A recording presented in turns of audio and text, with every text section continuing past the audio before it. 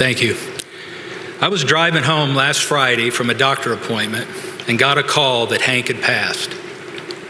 We had lost another one of our Braves family. Too many in the past year. But this one was different for me.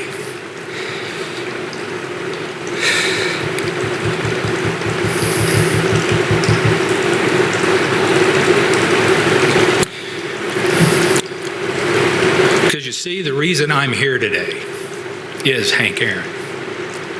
Hank gave me the opportunity to continue a career that had started out as a fill-in player on a rookie league roster.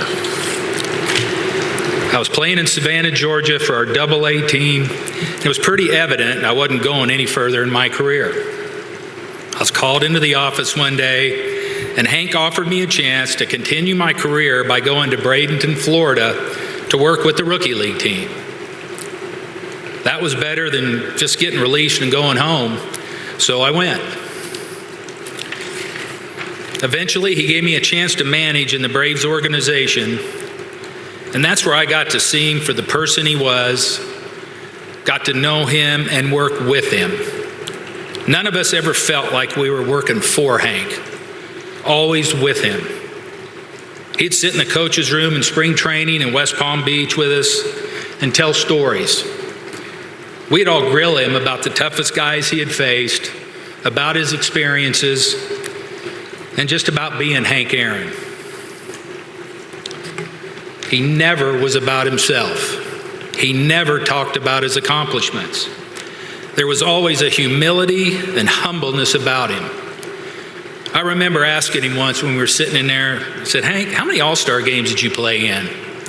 He said, 24. I said, "Wow." After I became manager of the Braves, I asked him how many spring training games he would play in every year. His answer, all of them. He gave me my first managing job in 1982. It was in Anderson, South Carolina. I was nervous enough about having my own team to be responsible for. So to compound matters, Hank put his son Larry and Bill Lucas, son of the late Braves GM, on the team. You talk about pressure your first year. And they were two wonderful young men. But never once did Hank call and demand that I play them or do anything else that I wouldn't have done with any other player on the team. The trust he showed had a big impact on me as a young manager. Hank would never call without first asking how you were doing, how the family was, or if I needed anything. Then we'd talk about the team.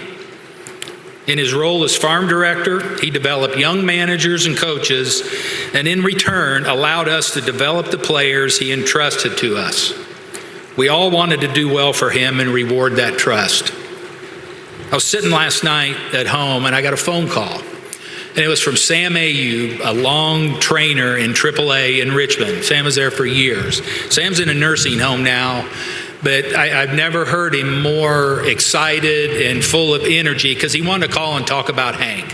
He was asking about the services and you know, and something that stuck with me, because he told me that anytime Hank would come to the minor leagues, that he would come in his office and sit and talk.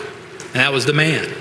And he said something, he said, you know, Hank was always for the little guy, the managers, the coaches, the trainers.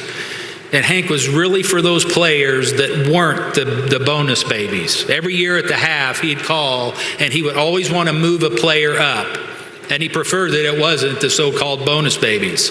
He wanted to get that grinder guy, the guy that was overachieving, and he wanted to show everybody else that if you do good, that you'll get moved. Since I've been Braves manager, I've called on him to talk about or to a particular player for me. I often asked his advice on how to handle certain situations, and any time I called, he was always ready to help in any way that he could. I remember I was talking to a friend on my cell phone one afternoon at my house, and I got a call that rang in. I told the person I was talking to, says, I got to go, Hank Aaron's calling me. And he called and he told me how proud he was of me and what our club had accomplished in that particular year. That meant so much to me coming from him. Hank epitomized what being an Atlanta Brave is, how he lived his life both on and off the field, always with class and grace. I'll miss the times you used to stop by. You come in my office and we just sit and talk.